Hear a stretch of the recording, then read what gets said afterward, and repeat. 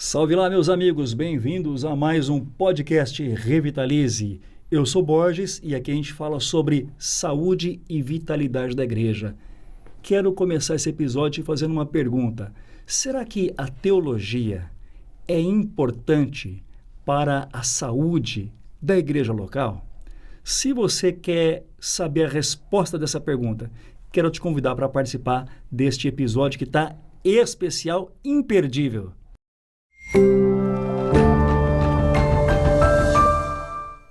Vamos lá, bem-vindo, Paulo On, convidado especial. Cara, que bom ter você com a gente, Paulo. Reverendo Carlos, muito bom estar aqui com você, participando dessa mesa. Parabéns pelo trabalho e vamos lá, falar sobre teologia, né? Bora lá, convidado especial, cara, que joia. Paulo, conta pra gente, quem é Paulo On? Paulo On é marido da Juliana, pai de 3 meninos. Estou pastoreando na Igreja Presbiteriana Metropolitana, aqui na cidade de Campinas. E também sou professor na área de Teologia Bíblica no seminário aqui Presbiteriano do Sul, em Campinas, no Seminário Servo de Cristo. Temos produzido alguns conteúdos no mundo digital, nas mídias sociais, para alcançar as pessoas que não têm um conhecimento vasto em teologia, mas direcioná-los naquilo que é básico, com uma linguagem fácil. E a gente também tem escrito alguns livros que auxiliam as pessoas a compreender melhor a Bíblia Sagrada. Brasileiro, mas com cara de coreano, estamos aí para servir. Aliás, você é descendente segunda, terceira, quarta geração de coreanos no Brasil. Como Eu sou segunda geração. Meus pais vieram aqui para o Brasil em meados da década de 70 e eu nasci aqui em 1984. Então eu já entreguei minha idade, né? Já falou a idade já de cara. Já. Agora, eu queria perguntar para você o seguinte, no teu perfil no Instagram, você fez uma postagem, um vídeo, alguns dias atrás, algumas semanas, aproveitando o gancho, cara, você estava falando sobre a fé na Coreia. Uhum. E assim, para mim, como alguém curioso e que talvez conheça muito pouco sobre a realidade coreana, eu fiquei assim um pouco chocado, talvez. Eu não sei se a palavra seria essa, mas porque a gente do cenário protestante, evangélico no Brasil, quando fala de Coreia, a gente sempre pensa nas mega igrejas, aquela coisa toda. Mas o que você falou em termos percentuais de pessoas, de cristãos na Coreia, foi muito diferente daquilo que pelo menos eu enxergava. Uhum. Cara, conta um pouco pra gente sobre isso. A Coreia experimentou um crescimento muito vigoroso em termos de cristãos em meados do século passado, em meados do século XX, com o trabalho pioneiro dos missionários americanos, de diversas denominações. Nós tivemos um auge, vamos dizer assim, que o pessoal chama de avivamento, lá pela década de 70 e 80, mas a semelhança do processo que nós vemos acontecer com as igrejas na Europa e no próprio contexto norte-americano, nós temos um rápido processo de secularização, né, numa intensidade muito forte, muito rápida na sociedade coreana. Então, isso fez com que o número de crentes, principalmente jovens, caísse num ritmo muito acelerado. Então, hoje, em termos de massa jovem, que é crente mesmo, que frequenta a igreja, nós temos um percentual muito pequeno. Nós temos uma igreja cada vez mais idosa e preocupada com o que vai fazer com essa situação, porque é uma situação que é inédita no contexto lá. Igrejas que cresceram muito, mas que estão tendo cada vez mais dificuldade em manter o número de membros, manter a relevância, porque você sabe que uma igreja que cresce muito e que acumula muita influência em um certo tipo de poder, também está vulnerável a várias situações meio que desagradáveis que podem acontecer. E isso tem sido o foco aí da atenção de muitos pastores, muitos plantadores de igreja no contexto da Coreia. Então, é um cenário bem complexo, numa velocidade muito alta, né, comparando com aquilo que acontecia em outros lugares do mundo. Paulo, você me deixa de cara pro gol com essa tua explanação, porque assim,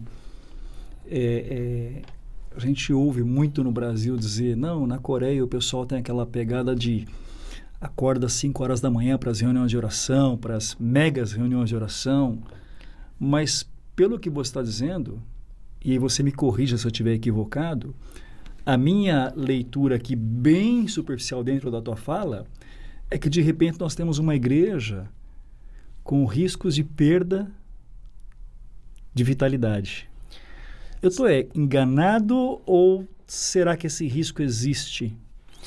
Eu acho que são duas coisas, né, que podem ser analisadas de forma distinta e correlacionada. Uma coisa é nós analisarmos o próprio ethos oriental coreano em relação à vida religiosa. Então, o oriental já tem uma predisposição, por causa da sua cultura, por causa de todo o seu processo de educação, de ser realmente mais devoto às coisas. Então, é verdade que... disciplina, é disciplina, isso? Então, é verdade que em todas as igrejas temos reuniões de oração a partir das 5 da manhã, vigorosas. Nós temos movimentos de evangelização forte, mas isso vem como uma certa tradição, né, do início da história da igreja na Coreia, e que a partir de um certo ponto, que é o ponto de agora, precisa passar por uma reavaliação quanto à sua real eficácia. Muita gente tem falado que realmente o crescimento da Coreia vem por causa do impulso da oração, de toda a forma do coreano se devotar às causas do Senhor, a disciplina, tudo isso. Mas quando nós olhamos para os números e como a igreja tem se comportado de forma relevante ou não na sociedade, aí a gente começa a questionar se a igreja deve dar passos além de um cultivo, de uma piedade própria, algo intramuros. Será que a ponte entre a piedade interna, os exercícios espirituais da igreja com a realidade lá fora está sendo bem feita? A igreja está se comunicando de uma forma que as pessoas no mundo podem entender o que está acontecendo, conhecer o cerne do evangelho, ter os seus questionamentos de alguma maneira resolvidos? Essa é uma grande questão de uma igreja jovem na Coreia. O protestantismo no Brasil é muito mais antigo do que o que nós temos na própria Coreia. A nossa denominação tem muito mais tempo do que qualquer igreja protestante na Coreia, que agora rompeu a barreira dos 100 anos há 2 décadas. Então, são coisas que acontecem lá de forma muito rápida e, às vezes, a gente não tem condição de digerir o que está acontecendo e ver de forma clara para onde nós temos que ir. Então, a igreja na Coreia, ela é uma igreja bem disciplinada, crentes realmente que amam o Senhor, que dão a vida por aquilo que eles estão fazendo, mas em termos mais gerais, em termos numéricos e quantitativos, isso não está gerando uma influência que a gente espera que uma igreja desse porte tenha. Cara, eu não sei o que você pensa, mas assim, a minha leitura do que você está dizendo me faz pensar que a realidade coreana ela é uma faceta da igreja diante de um novo mundo, né? Ou seja, a gente também tem esse mesmo desafio em cenários diferentes em outros países, né?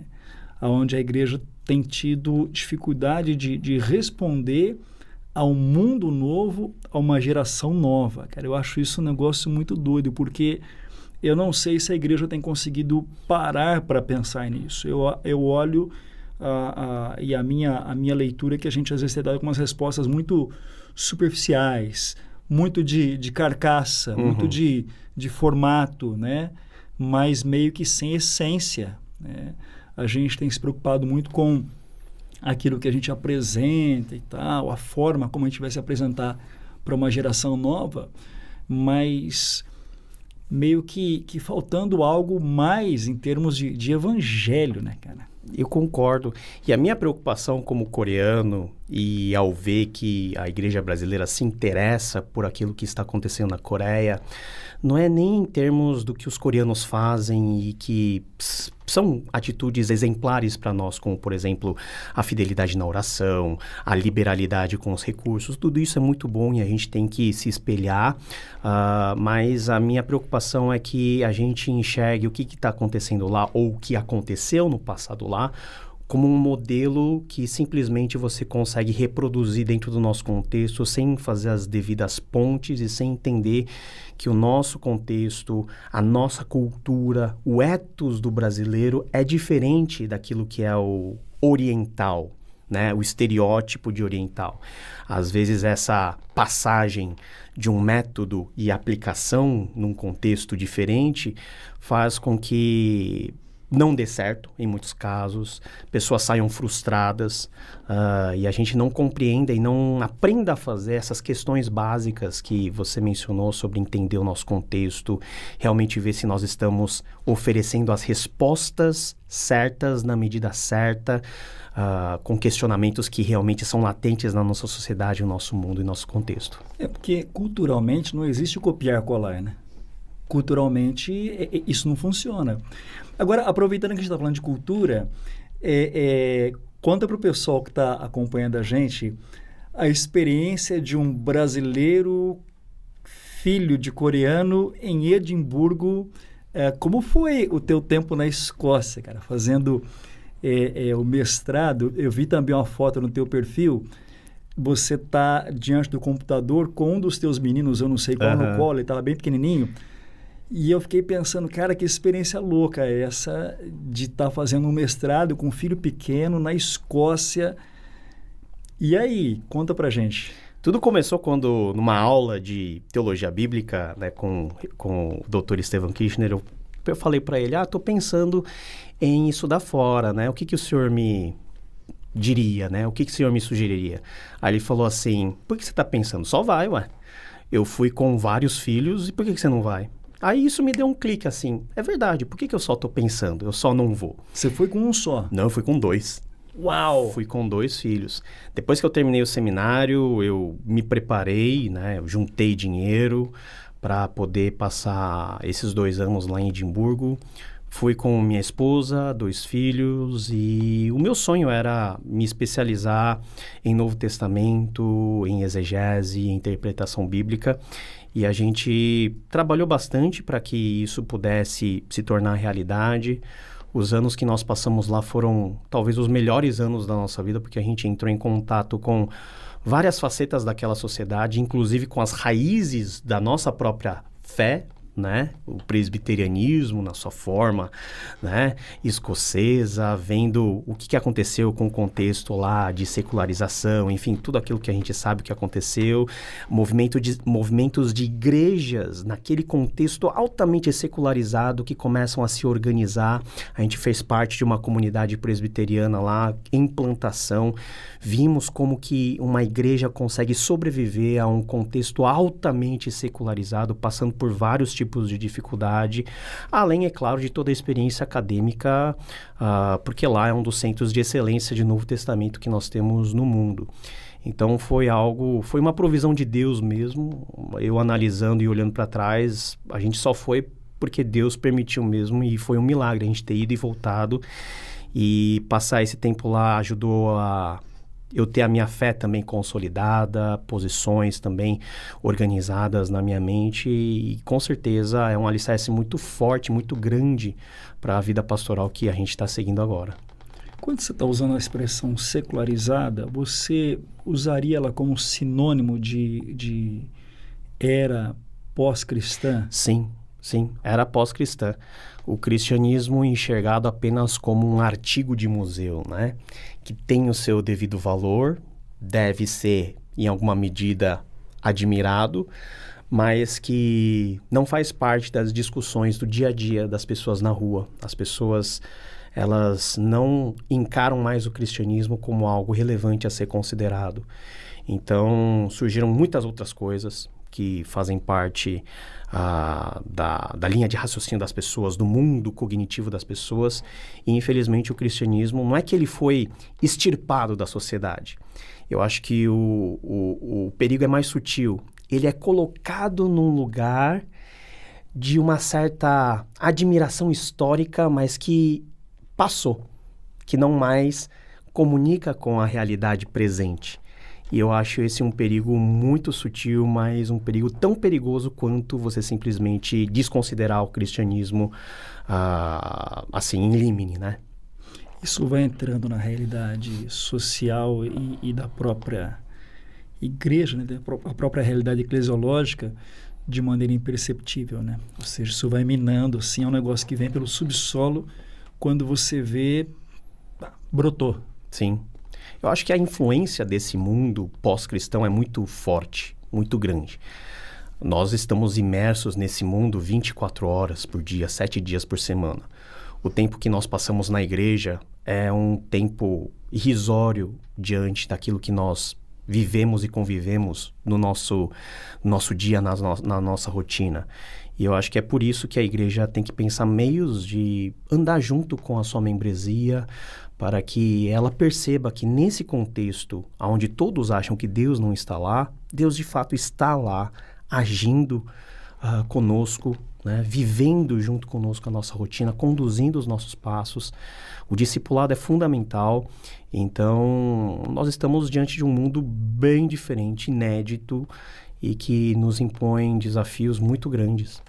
E aí você chega no Brasil em 2020... Eu retorno da Escócia no ano de 2016 para 2017. De repente, influencer.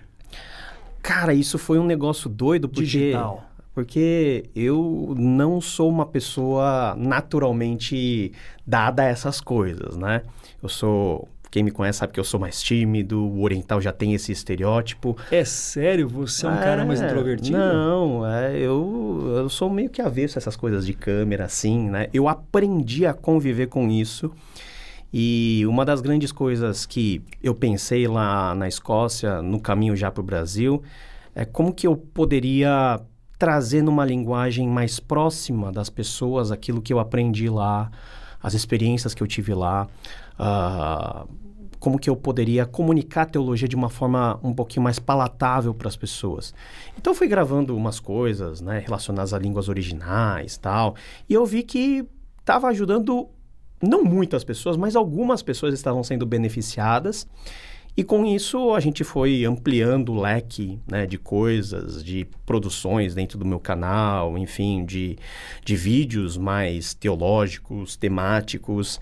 E, assim, eu não sei nem como que aconteceu, mas aí começou a virar um conteúdo que muita gente começou a acessar. E a gente está hoje, né, nas mídias sociais, tentando produzir coisas de relevância numa pegada um pouquinho mais professoral, mas também próxima ao contexto das pessoas, porque eu acho que o nosso povo está sedento por teologia, está sedento por um conhecimento que muitas vezes, por diversas razões, não pode ter ou não consegue ter no contexto da igreja ou no contexto da fé, e que sobra a internet como um espaço meio que democrático, onde você pode simplesmente sentar lá e acessar qualquer tipo de coisa. O grande perigo é esse, que a internet é campo para todo mundo. Então, isso me deixou também mais motivado a criar conteúdos que sejam de acordo com a nossa fé, centrados, para ser também uma alternativa a conteúdos ruins, que eu sei que as pessoas têm mais propensão a acessar e a consumir. Então, vamos aproveitar essa fala do Paulo. Nesse tempo em que na internet tem tanta coisa que é só fachada, né? O Paulo é um cara com conteúdo fantástico. Ele me mandou de presente o ano passado, ó, Deus falou na língua dos homens, publicado pela Thomas Nelson. E o mais legal de você olhar para o que o Paulo escreve é que o Paulo escreve sobre teologia conversando com o brasileiro, ok? Eu acho que essa é a grande sacada. E aí acabei de ganhar agora de manhã, presente, antes da gravação, ó, Grego Diário, também publicado pela Thomas Nelson. ok? Ô Paulo, teologia, cara, eu acho que a gente está num tempo também onde fala-se muito sobre teologia, né? No ambiente da igreja, a teologia meio que... Eu vou usar uma expressão aqui, mas eu espero que ela fique bem colocada e seja bem entendida. Virou meio que moda falar de teologia, né? Define pra gente teologia, vai pro pessoal... Tem muita gente que acompanha e que, de repente, se eu perguntar o que é teologia, o indivíduo não vai conseguir definir isso. Então, ajuda a gente definindo em linguagem simples. O que é teologia, cara? Eu gosto de pensar a teologia como o nosso pensar e refletir sobre as coisas de Deus. Então, tudo que a gente pensa, reflete, a gente interioriza sobre Deus, sobre quem Deus é, o que Deus faz conforme nós temos nas Escrituras, é já um exercício teológico. Muito antes, quando você olha para a natureza e você tem a percepção de que aquilo que nós vemos foi criado por alguém, já é um exercício teológico que está no domínio da revelação geral. Mas especificamente para o crente, para nós, teologia é simplesmente você pensar sobre as coisas de Deus baseado naquilo que Deus nos revelou sobre si, que está contido nas Sagradas Escrituras. Então, qualquer forma de nós pensarmos teologia já é um exercício teológico. Então, como R.C. Sproul dizia, todos somos teólogos no sentido mais geral dessa palavra. É lógico que existe a teologia no âmbito mais acadêmico e mais profissional, onde os acadêmicos se debruçam sobre pontos mais profundos em termos textuais, sociológicos, filosóficos, daquilo que nós temos não somente das Escrituras, mas como as Escrituras foram pensadas ao longo de 2000 anos dentro do cristianismo e para além, se nós contarmos o judaísmo, mas para a pessoa normal, para cada um de nós, teologia é simplesmente o que nós fazemos diante do Senhor e o nosso pensar sobre Ele. Por isso que a necessidade, e a pergunta não é se nós fazemos ou não teologia. Todos nós fazemos teologia.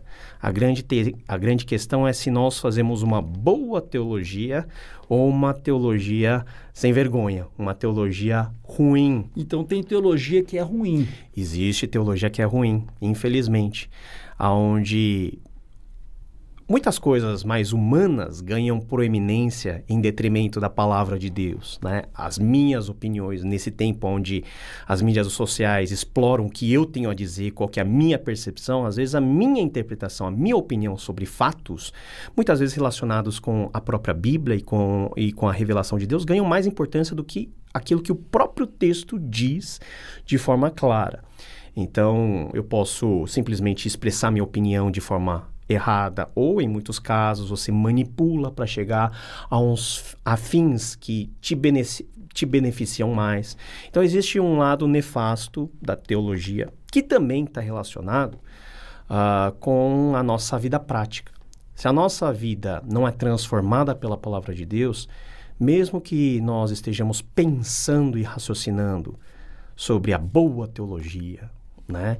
Sobre os aspectos da palavra de Deus em forma textual, se isso não reverbera no nosso coração, na verdade nós não estamos fazendo um bom exercício teológico diante de Deus. Você deu 2 ganchinhos para a gente aqui, né? 2 apontamentos já bem simples que eu queria grifar. Então você está dizendo para a gente que existem equívocos e vamos chamar de teologia ruim quando eu estou indo para o texto bíblico, estou lendo, mas não estou extraindo do texto ou do contexto o que de fato a Bíblia está querendo dizer para mim. Você está dizendo que esse é um ponto. Sim. Só que eu vou aproveitar o segundo gancho, que eu acho que ele... Não é que ele é mais importante, mas ele é mais ligado, talvez, ao que a gente tem vivido. A necessidade de usar a Bíblia, o texto bíblico, como reforço para o meu pensamento, para a minha argumentação. Na verdade, o texto, ele referenda ele enfatiza o que eu estou querendo dizer. Sim. Ou seja, na verdade, o que está dizendo sou eu, e dá a Bíblia. E ele está chamando isso de teologia ruim.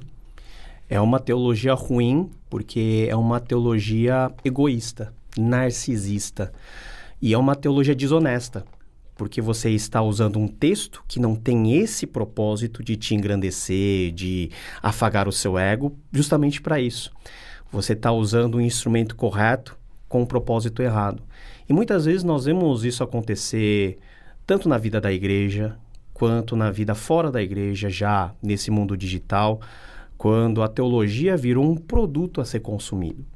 Então, a infinidade de mensagens que nós temos por pastores mais variados possíveis, cursos, tudo isso virou um certo tipo de produto. E dentro da nossa sociedade, o que é e o que se transforma em produto tem que ser tem que ser comercializável, tem que ser vendável e tem que ter um preço. E muitas vezes, na tentativa de você agregar um valor que te reverta em benefícios, você acaba desvirtuando aquilo que de simples e de essencial nós temos na palavra de Deus.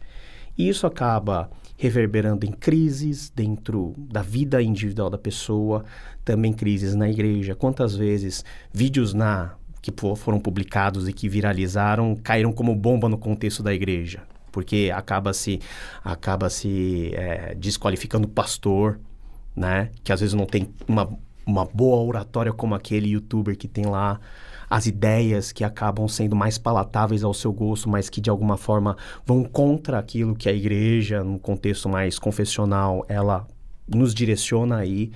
Então nós vivemos realmente num contexto complexo, onde a teologia ela pode ser muito bem usada para o bem, mas também pode ser um instrumento de destruir vidas. Isso é muito complicado, muito perigoso. Eu não sei se tem muita novidade nisso, né? Porque, assim, eu olho para o Novo Testamento e eu vejo o Paulo, o apóstolo, lidando com algumas crises, alguns conflitos muito parecidos com o que a gente tem, né? Ou seja, em diversos momentos, ele tem que buscar uma linha de argumentação para falar de novo coisas que ele já disse a algumas igrejas, mas elas foram influenciadas pelos ditos populares, Sim. pelas vozes alheias, enfim. E parece que isso só muda de cenário e de tempo, mas o contexto é o mesmo. A gente está lutando hoje, de uma certa maneira, mediante tua fala, está dizendo o seguinte, né? Você pregou domingo, mas aí tem um influencer lá digital que tem milhões e milhões de seguidores, ok? Então a palavra dele tem mais peso pelo peso digital que ele tem e não pelo conteúdo, pela relevância e pela verdade daquilo que está sendo pregado e ensinado. Com certeza. Eu acho que a mídia social deixou isso bem escancarado e de forma mais explícita para as pessoas. Na época de Paulo, nós tínhamos Paulo como autoridade apostólica, nós tínhamos os discípulos de Jesus, as testemunhas oculares, que davam um certo lastro àquilo que nós chamamos de verdade, a pregação apostólica verdadeira. Hoje, o conceito de autoridade é um conceito bem subjetivo e bem relativizado. Nós temos a autoridade do pastor, mas também nós temos a autoridade do influenciador. E a autoridade do influenciador não é medido pelos anos de experiência, pelos livros lidos, pelas lágrimas vertidas, por todo o contexto da experiência. É única e exclusivamente pelo número de seguidores que a pessoa tem e pelo tipo de conteúdo e quantos likes ele ganha. Isso é autoridade. Então, nós estamos vivendo um momento em que algo que é muito importante dentro da teologia, que é o conceito de autoridade, ela mesma está sendo relativizada e as pessoas acabam perdendo o rumo para onde tem que olhar.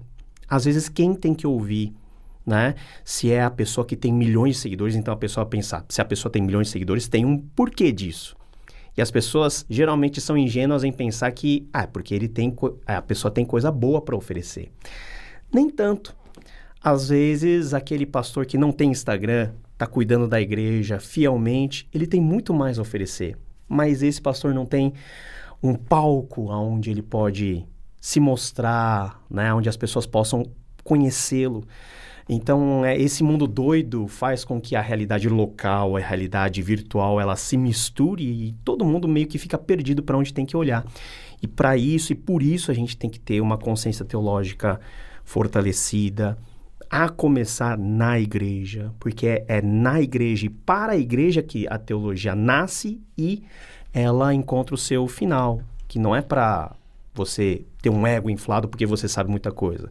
A teologia você usa como instrumento para amar o outro e para amar a Deus. E muitas vezes isso fica em segundo plano, porque a gente quer mais saber e demonstrar que a gente sabe, do que realmente colocar em termos de serviço, em termos de amor, aquilo que a gente diz que conhece. A gente tem uma realidade hoje, me parece meio que igreja Frankenstein, né? Uhum. Porque você tem uma teologia de base em conformidade com a estrutura doutrinária daquela denominação, de repente, mas aí as pessoas que fazem parte, elas creem num pouco daquilo que é dito, daquilo que é ensinado naquela igreja, mas ele também ouve A, B e C, e aí de repente você tem uma fé com uma mistura de teologias, de ideias, cara, e algumas delas contraditórias, extremamente contraditórias, né? Então, assim, você tem uma igreja meio que Frankenstein nesse cenário. E aí vem a pergunta que eu queria, para mim, acho que é a pergunta central do nosso papo aqui. O quanto que a teologia, ou a falta dela, na sua leitura, contribuem para o adoecimento de uma igreja, ou a existência de uma teologia talvez distorcida, ruim, ou então a ausência, ou quem sabe até por que não essa mistura. Como é que você enxerga isso, Paulo? Esse momento entre... Nós estamos falando de mundo secularizado, ok? De realidade secularizada, mundo pós-cristão, um baita desafio para a igreja, um punhado de teologia que invade a vida todos os dias. Você acha que a teologia especial, ela, de maneira, então, ruim, distorcida, ela pode prejudicar a saúde da igreja nesse tempo tão desafiador? Pelo pouco de experiência que eu tenho de vida pastoral, eu posso já nem tanto, como diria um certo humorista. Eu já posso ter uma certeza que a teologia, ela é fundamental para a igreja. Porque a igreja não é apenas um movimento ou uma entidade social. Não é um lugar onde simplesmente as pessoas se ajuntam para fazer qualquer coisa. A igreja é a agência proclamativa do reino de Deus. Então, ela tem uma mensagem, né, que ela guarda, ela deve amar e ela deve proclamar às pessoas. A igreja tem a missão de conduzir pessoas ao conhecimento do nosso Senhor Jesus Cristo e, por meio dele, conduzir não somente a salvação da pessoa, mas ir além, ajudar as pessoas a que cresçam na fé e que sejam e se tornem pessoas maduras. Como que nós vamos fazer isso sem um instrumento básico da nossa fé, que são as Sagradas Escrituras? Como que a gente vai pensar em pregar o Evangelho corretamente se nós não temos sequer o conhecimento desse Evangelho? E tudo isso passa pela teologia. Eu creio que se cada igreja tivesse núcleos de educação centrados na palavra de Deus, discipulados fortes, nós com certeza teríamos crentes, cristãos, muito mais robustos, maduros, relevantes na sociedade, que entendem o seu papel e a sua missão como discípulos espalhados pelo mundo, que têm uma mensagem a proclamar e que aguardam pela realização de uma esperança que é claramente atestada nas Sagradas Escrituras e que é o alvo de toda nosso exercício teológico. O que você chama de... Você está falando de núcleo de educação cristã, de formação. Dá um pouco de detalhe. O que você está querendo dizer? Eu creio que dentro da igreja, se a gente começar a olhar, por exemplo, para a figura do pastor, ele é o professor da igreja, né? Ele é aquele que tem o chamado de cuidar das pessoas, mas um chamado de pastorear as pessoas conforme a palavra de Deus, nutrindo os seus membros, o seu rebanho com a palavra de Deus. Então, nós temos várias dimensões e perspectivas de como a igreja pode exercer esse ministério docente de ensino às pessoas. Eu creio que o principal lugar é o lugar reservado ao púlpito, às pregações. Então, as pregações, elas têm que ser pregações bíblicas, também contemporâneas, que respondam a crises latentes e explícitas que a membresia está vivendo, ensinando-os a enxergar a graça de Deus infundida também dentro das nossas rotinas e como Deus, Ele quer nos usar para realizar obra nesse mundo.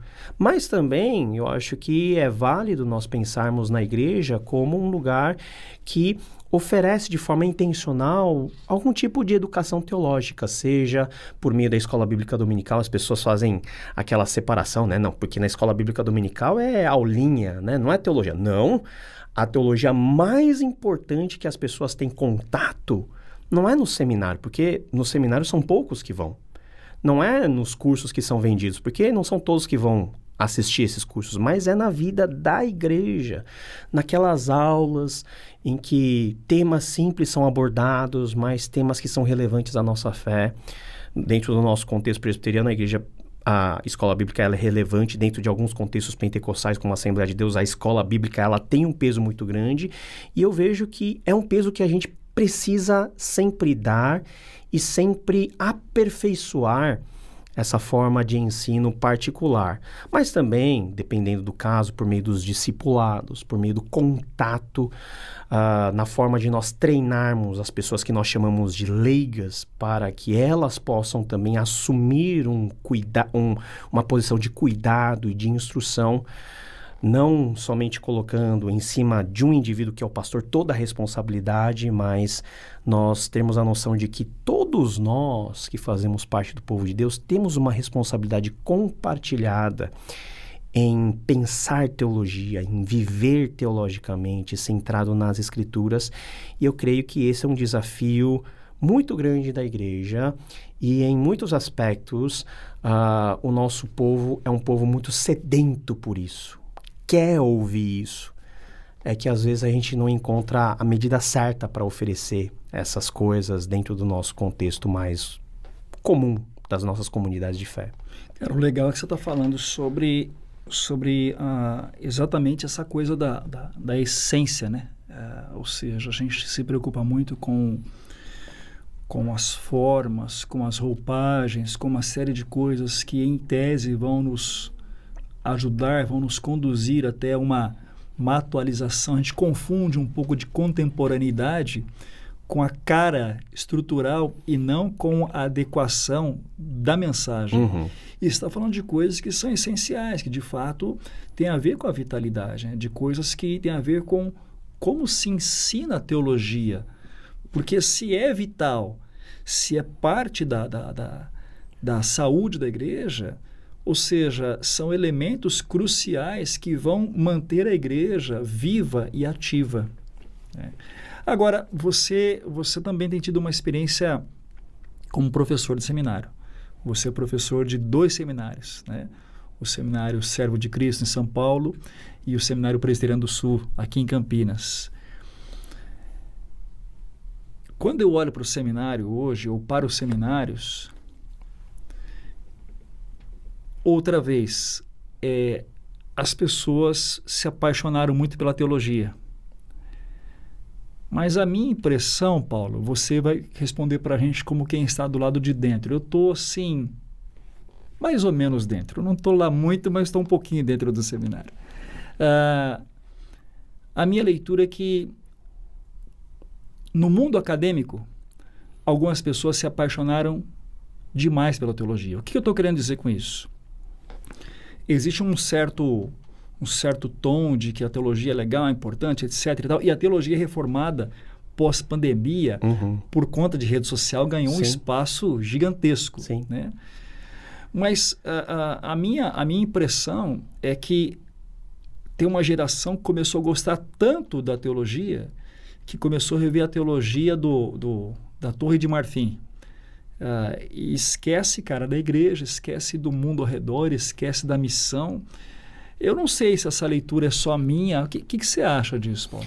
Eu vejo isso acontecer e, sinceramente, isso é um exercício teológico quase que diabólico.